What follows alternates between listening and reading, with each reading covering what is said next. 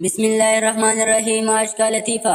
मियाँ बीवी की लड़ाई हो गई। आधा दिन चुपचाप गुजरने के बाद बीवी अपने मियाँ के पास आई और बोली, थोड़ा आप समझौता करो, थोड़ा मैं समझौता करती हो।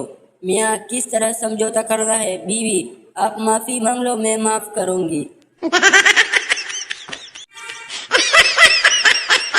एक लड़के ने सरदार से समोसा खरीदा। लड़का, सरदार जी, समोसे में लड़की का बाल निकला है। सरदार मुस्कुराते हुए, तो भाई 10 रुपए में पूरी लड़की निकलेगी क्या?